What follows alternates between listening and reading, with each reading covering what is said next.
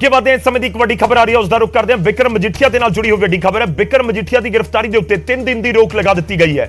High court ने गिरफ्तारी के उत्ते रोक लगाई है 3 दिनों की। और जिस तरीके दे नाल खास तौर पर नामजदगियां का दौर शुरू हो रखा है, तो इस विचाले हुण सवाल ही उठ रहे थे कि बिक्रम मजीठिया किवें नॉमिनेशन अपनी फाइल करते हैं। तो 3 दिनों के लिए उन्होंने गिरफ्तारी के उत्ते रोक लगा दी गई है।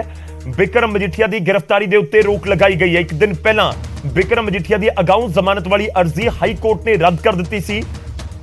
हालांकि जो जानकारी सानू मिल रही थी उसदे विच जो बिक्रम मजीठिया के वकील ने उन्होंने मंग की थी कि नॉमिनेशन के लिए उन्होंने समा दिता जाए। तो हुण हाई कोर्ट के जिहड़े ऑर्डर्स ने उन्होंने दी तफसील भी सामने आ रही है। तो बिक्रम मजीठिया की गिरफ्तारी के उत्ते अदालत के वलों 3 दिनों की रोक लगाई गई है। एक वड्डी राहत लाजमी तौर पर बिक्रम मजीठिया के लिए तुसीं कह सकते हो, क्योंकि अज तो नामजदगियां का दौर शुरू हो चुके हैं। तो अगले 3 दिनों तक बिक्रम मजीठिया सीधे तौर पर पहला तो जाके नामजदगी अपनी फाइल कर सकणगे। उस तो बाद हुण यह सवाल जरूर होएगा कि अगे किस तरीके दे नाल अदालत का रुख करते हैं, क्योंकि पहले ही जानकारी आ गई सी कि बिक्रम मजीठिया अपने वकीलों के जरिए सुप्रीम कोर्ट का रुख करेंगे, जिथे उन्होंने वलों अगाऊ जमानत की हुण अर्जी लगाई जाएगी। तो फिलहाल वड्डी खबर है और राहत भरी खबर बिक्रम मजीठिया के लिए है। गिरफ्तारी के उत्ते रोक लगा दी गई है। 3 दिन की रोक लगा दी गई है हाई कोर्ट के वलों। बिक्रम मजीठिया मजीठा विधान सभा हल्के तो मौजूदा विधायक ने, ते इस बार भी श्रोमणी अकाली दल के उम्मीदवार ने। तो जे उम्मीदवार ने तो लाजमी तौर पर उन्होंने अपनी नामजदगी भरनी होगी। और एक वड्डी राहत है, अगले 3 दिनों के विच एक चीज तो लग रहा है कि बिक्रम मजीठिया अपनी नामजदगी भरते नजर आउणगे। 26 तरीक की छुट्टी गणराज दिहाड़े की, उस तो बाद ये उम्मीद की जा सकती है कि 27 तरीक को बिक्रम मजीठिया अपने नामजदगी के परचे दाखिल करते हुए नजर आउण। पर अदालत के वलों एक वड्डी राहत मिली है। रुक करते हैं, साडे सहयोगी उमेश शर्मा साडे नाल ने। उमेश, की कुछ तुहाडे कोल जानकारी 3 दिनों की रोक बिक्रम मजीठिया की गिरफ्तारी के उत्ते? देखो, जो ऑर्डर सीगा आपां कल भी गल कर रहे थे कि एग्जैक्ट जो ऑर्डर हाई कोर्ट का वो आया हुण सामने, उहदे विच 3 दिन की हाई कोर्ट ने कहा कि जे 3 दिन तक गिरफ्तारी नहीं हो सकती, तुसीं अपनी लीगल रेमेडी ले सकते हो। इसका मतलब है कि सुप्रीम कोर्ट विच पिटीशन फाइल करनी है, जिद्दां अकाली दल भी कह रहा है, बिक्रम मजीठिया के एडवोकेट भी कह रहे हैं। तो हालांकि 7 दिन का टाइम मंगया सीगा भी जे गिरफ्तारी ना, लेकिन हाई कोर्ट ने सिर्फ 3 दिन का समय दिता कि तुसीं 3 दिन विच अपनी जिहड़ी पिटीशन फाइल कर सकते हो, तब तक तुहानूं अरेस्ट नहीं कर सकती पुलिस। हालांकि लगातार छापेमारी जारी है, तो कितने ना कितने लीगल रेमेडी है, लेकिन वो घट समय 3 दिन का वो जरूर मिला बिक्रम मजीठिया नूं।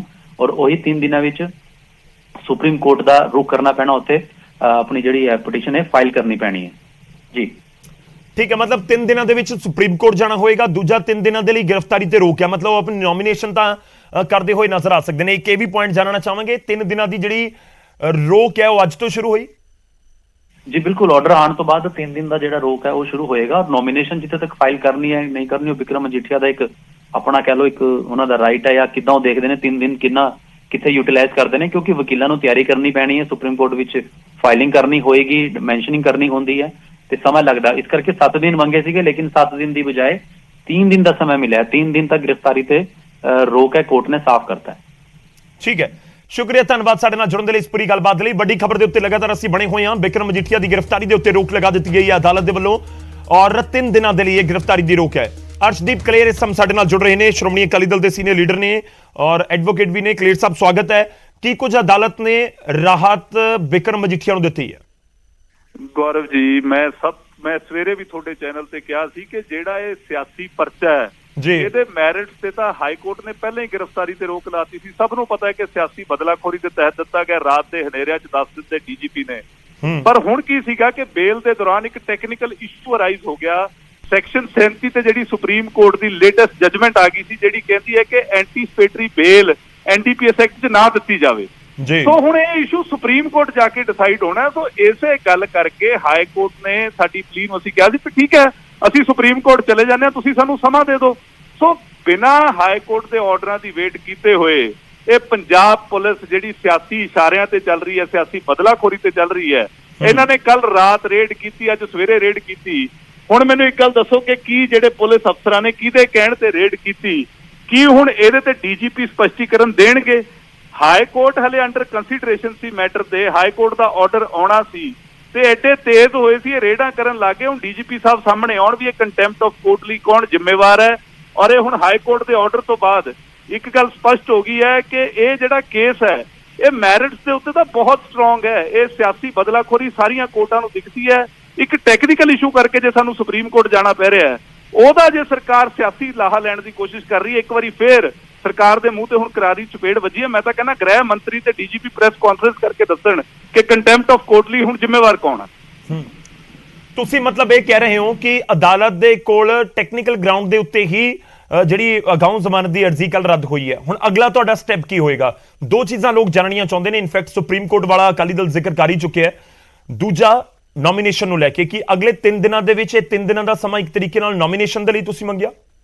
ਨਹੀਂ, ਅਸੀਂ ਸੁਪਰੀਮ ਕੋਰਟ ਐਸਐਲਪੀ 'ਚ ਜਾਣ ਲਈ ਸਮਾਂ ਮੰਗਿਆ ਸੀਗਾ ਜੀ, ਔਰ ਹਾਈ ਕੋਰਟ ਦੇ ਆਰਡਰ ਦੇ ਵਿੱਚ ਕਲੀਅਰਲੀ ਮੈਂਸ਼ਨ ਹੈ, ਉਹਦਾ ਤੁਸੀਂ ਐਂਡ ਵਾਲਾ ਪੈਰਾ ਪੜੋਗੇ ਕਿ ਐਸਐਲਪੀ ਫਾਈਲ ਕਰਨ ਲਈ ਸਾਨੂੰ 3 ਦਿਨ ਦਾ ਸਮਾਂ ਦਿੱਤਾ ਹੈ। 3 ਦਿਨ ਗ੍ਰਿਫਤਾਰੀ ਤੇ ਰੋਕ ਐਸਐਲਪੀ ਫਾਈਲ ਕਰਨ ਲਈ ਦਿੱਤੀ ਹੈ। ਸੋ ਅਗਰ ਕੋਰਟ ਸਾਨੂੰ ਐਸਐਲਪੀ ਫਾਈਲ ਕਰਨ ਲਈ 3 ਦਿਨ ਦਾ ਸਮਾਂ ਦੇ ਰਹੀ ਹੈ, ਇੱਥੋਂ ਬੜਾ ਸਪਸ਼ਟ ਹੋ ਜਾਂਦਾ ਹੈ ਕਿ ਇੱਕ ਟੈਕਨੀਕਲ ਇਸ਼ੂ ਇਨਵੋਲਵਡ ਹੈ। ਪਰ ਪੰਜਾਬ ਪੁਲਿਸ ਨੇ ਬਿਨਾਂ ਹਾਈ ਕੋਰਟ ਦੇ ਆਰਡਰਾਂ ਦੀ ਵੇਟ ਕੀਤੇ ਹੋਏ, ਹਾਈ ਕੋਰਟ ਦੀ ਇੱਕ ਸਟੇ ਇੰਟਰਮ ਆਰਡਰ ਪਹਿਲਾਂ ਕੰਟੀਨਿਊ ਕਰ ਰਹੀ ਸੀ, ਨਵਾਂ ਆਰਡਰ ਆਇਆ ਨਹੀਂ ਸੀ।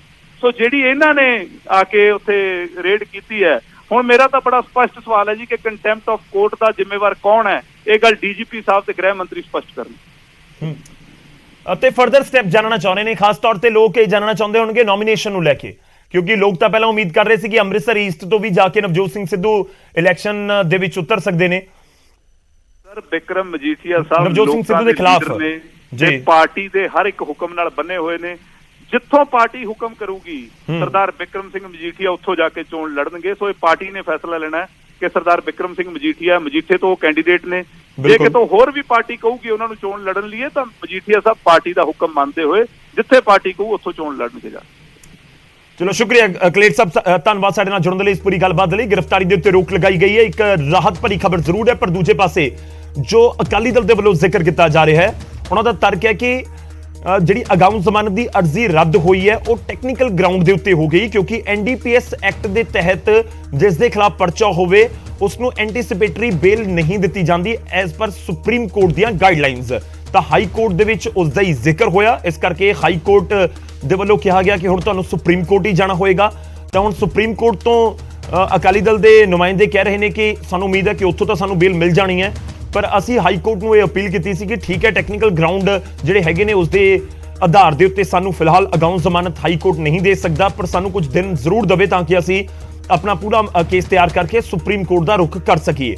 ਤਾਂ ਸੁਪਰੀਮ ਕੋਰਟ ਦਾ ਰੁਖ ਕਰਨਗੇ ਬਿਕਰਮ ਮਜੀਠੀਆ ਦੇ ਵਕੀਲ, ਪਰ ਉਸ ਵਿਚਾਲੇ 3 ਦਿਨਾਂ ਦੀ ਰਾਹਤ ਜ਼ਰੂਰ ਹੈ ਕਿ 3 ਦਿਨਾਂ ਤੱਕ ਜਿਹੜੀ ਜਿਹੜੀ FIR NDPS ਐਕਟ ਦੇ ਤਹਿਤ ਹੋਈ ਸੀ, 3 ਦਿਨਾਂ ਤੱਕ ਉਸ ਮਾਮਲੇ 'ਚ ਗ੍ਰਿਫਤਾਰੀ ਬਿਕਰਮ ਮਜੀਠੀਆ ਦੀ ਨਹੀਂ ਹੋ ਸਕੇਗੀ। ਇਸ ਦਾ ਸਿੱਧਾ ਜਿਹਾ ਮਤਲਬ ਹੈ ਕਿ ਅਗਲੇ 3 ਦਿਨ ਬਿਕਰਮ ਮਜੀਠੀਆ ਆਪਣੇ ਹਲਕੇ 'ਚ ਵੀ ਨਜ਼ਰ ਆਉਣਗੇ, ਔਰ ਦੂਜਾ ਬਿਕਰਮ ਮਜੀਠੀਆ ਆਪਣਾ ਨੋਮੀਨੇਸ਼ਨ ਭਰਦੇ ਹੋਏ ਵੀ ਤੁਹਾਨੂੰ ਨਜ਼ਰ ਆਉਣਗੇ। ਤੇ ਇਸ ਵਿਚਾਲੇ ਸੁਪਰੀਮ ਕੋਰਟ ਦੇ ਉੱਤੇ ਜ਼ਰੂਰ ਨਜ਼ਰਾਂ ਲਗਾ ਕੇ ਬੈਠੇ ਹੋਣਗੇ ਕਿ ਆਖਿਰ ਉੱਥੋਂ ਕੀ ਕੁਝ ਹੁਣ ਅਦਾਲਤ ਦੇ ਵੱਲੋਂ ਕਿਹਾ ਜਾਂਦਾ ਇਸ ਪੂਰੇ ਮਾਮਲੇ ਦੇ ਵਿੱਚ ਅਗਾਊਂ ਜ਼ਮਾਨਤ ਨੂੰ ਲੈ ਕੇ। ਤਾਂ ਇੱਕ ਵੱਡੀ ਖਬਰ ਹੈ, ਸੁਪਰੀਮ ਕੋਰਟ ਦੇ ਵਿੱਚ ਅਪੀਲ ਦਾਖਲ ਕਰਨ ਦੇ ਲਈ ਇਹ ਰਾਹਤ ਮਿਲੀ ਹੈ। ਮਜੀਠੀਆ ਨੇ 7 ਦਿਨਾਂ ਦੀ ਰਾਹਤ ਮੰਗੀ ਸੀ, ਪਰ ਹਰ ਸੁਣਵਾਈ ਦੇ ਉੱਤੇ ਪੇਸ਼ ਹੋਣਾ ਹੋਵੇਗਾ। 3 ਦਿਨਾਂ ਦੀ ਰਾਹਤ ਉਹਨਾਂ ਨੂੰ ਜ਼ਰੂਰ ਮਿਲੀ ਹੈ, ਔਰ 3 ਦਿਨ ਅਗਲੇ ਬਿਕਰਮ ਮਜੀਠੀਆ ਪੋਲੀਟੀਕਲ ਤੌਰ ਦੇ ਉੱਤੇ ਵੀ ਐਕਟਿਵ ਨਜ਼ਰ ਆਉਣਗੇ। ਲਾਜ਼ਮੀ ਤੌਰ ਤੇ ਉਹਨਾਂ ਦੀ ਜਿਹੜੀ ਲੀਗਲ ਟੀਮ ਹੈ ਉਹ ਵੀ ਐਕਟਿਵ ਨਜ਼ਰ ਆਏਗੀ ਸੁਪਰੀਮ ਕੋਰਟ ਦੇ ਵਿੱਚ ਮਾਮਲੇ ਨੂੰ ਲੈ ਕੇ ਜਾਣ ਦੇ ਲਈ। ਮੰਗਲਵਾਰ ਦਾ ਦਿਨ ਹੈ, ਬੁੱਧਵਾਰ ਨੂੰ 26 ਜਨਵਰੀ ਦਾ ਦਿਨ। ਤਾਂ ਇਸ ਦਾ ਮਤਲਬ ਹੈ ਕਿ ਹੁਣ ਜਿਹੜੀ ਇਹ ਪਟੀਸ਼ਨ ਹੈ ਡੇ ਆਫਟਰ ਟੁਮਾਰੋ ਜਾਂ ਤਾਂ 27 ਤਰੀਕ ਨੂੰ ਹੋਏਗੀ, 28 ਤਰੀਕ ਨੂੰ ਨੋਮੀਨੇਸ਼ਨ ਫਾਈਲ ਕਰਦੇ ਹੋਏ ਬਿਕਰਮ ਮਜੀਠੀਆ ਨਜ਼ਰ ਆ ਸਕਦੇ ਨੇ। ਦੂਜੇ ਪਾਸੇ ਸੁਪਰੀਮ ਕੋਰਟ ਦੇ ਵਿੱਚ ਵੀ ਜਿਹੜਾ ਉਹਨਾਂ ਦਾ ਕੇਸ ਹੈ ਉਹ 27 ਜਾਂ ਫਿਰ 28 ਤਰੀਕ ਨੂੰ ਅਰਜ਼ੀ ਲਗਾਈ ਜਾਵੇਗੀ ਉਹਨਾਂ ਦੇ ਜਿਹੜੇ ਵਕੀਲ ਨੇ ਉਹਨਾਂ ਦੇ ਵੱਲੋਂ। ਤਾਂ ਫਿਲਹਾਲ ਇੱਕ ਵੱਡੀ ਰਾਹਤ ਜ਼ਰੂਰ ਹੈ, ਕਿਉਂਕਿ ਹਾਈ ਕੋਰਟ ਤੋਂ ਜਿਹੜੀ ਅਗਾਊਂ ਜ਼ਮਾਨਤ ਦੀ ਅਰਜ਼ੀ ਰੱਦ ਕਰ ਦਿੱਤੀ ਗਈ ਸੀ। ਜਿਹੜੀ ਪਹਿਲਾਂ ਅਗਾਊਂ ਜ਼ਮਾਨਤ ਮਿਲ ਗਈ ਸੀ ਉਸ ਨੂੰ ਰੱਦ ਇੱਕ ਦਿਨ ਪਹਿਲਾਂ ਹੀ ਸੋਮਵਾਰ ਨੂੰ ਕੀਤਾ ਗਿਆ।